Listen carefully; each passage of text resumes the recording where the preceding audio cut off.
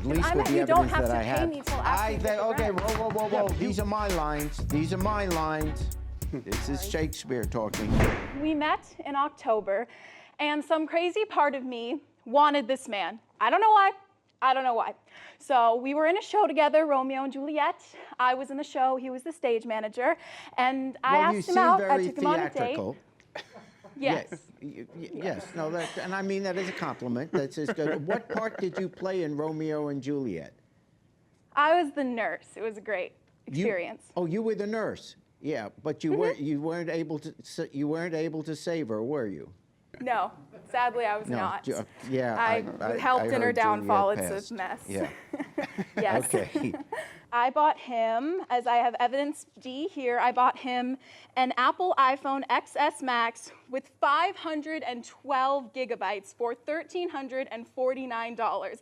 Like, I did not cheap out because he promised to pay me back. He said he was gonna pay me back, and he was backed up on his rent. He just got a new job. He did give me $100 cash up front, I will say that, but you have to remember, I'm still paying this phone bill of $50 a month, so his $100 was only like 2 months, and I've been paying this bill for like 6 months. Then in May, he texts me saying he wants a break. Oh, he wanted to break up with you. So he took the break from the relationship, and in June, I reached out to him and I was like, can I please have my money back? Like, you have this debt to me, and I understand if you don't want to be with me anymore, but that doesn't relieve you of your debt.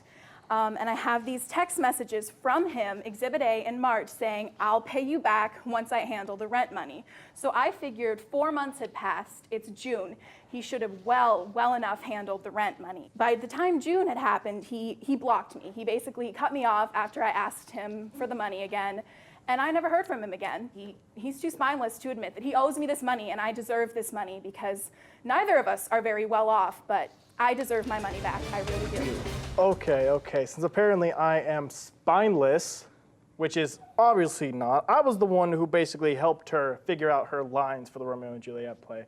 When we met back in October, she began flirting with me, and I was like, you know what, I'll just go along. I'll start flirting with her. Of course, I started doing, and I started to get feelings for her, even though I completely have my personal life and professional life separate. She asked me to go steady in December, and I said, yeah, so let's do it. Because she was a nice girl, I liked her, she was nice. She went with you to buy a phone, right? And you paid $100 toward it, and she paid the remainder. Why wouldn't you just give it back to her, and then you don't have any of this problem?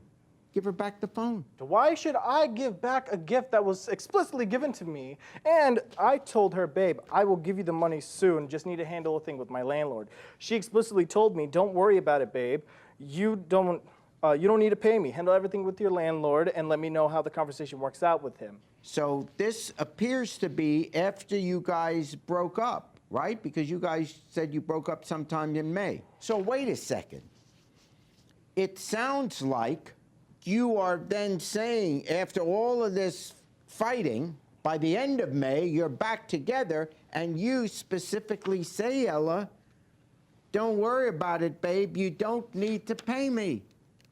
Which does away with the whole argument that you always thought that he should pay you back. Now, I agree, because I started out thinking, I got to tell you this, Santiago, I started out thinking that she paid for most of the phone, I mean, except for $100, which is a phone that basically you had, you still have, you technically could still even use, and that just didn't seem fair. I took it as a gift, and I gave her the $100 out of kindness, too, because I felt bad that she was paying for most of this. First of all, I'm finding, at least with the evidence that I have... You don't have to pay me till after you get the rent. Whoa. Yeah, These are my lines. These are my lines. This is Shakespeare talking. She paid for the down payment on your phone. So you can go and keep the phone, but she's going to get back 1,000 of the $1,450 that was originally paid. The 100 you put in already, and I'm going to let you keep another $350 of it. So that's $450 that you will have wound up paying for a phone that is really yours.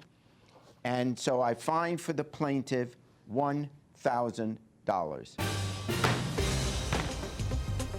I don't think it could have gone any better. It would have been nice to get all the money that I believe I'm owed, but I'm very happy with $1,000. Thanks for watching. Now please approach the bench. The way I look at it, you have two options here. Option A, watch more Judge Jerry. Option B, watch more Jerry Springer. The choice is yours. Now get out of my courtroom. You have more clips to watch.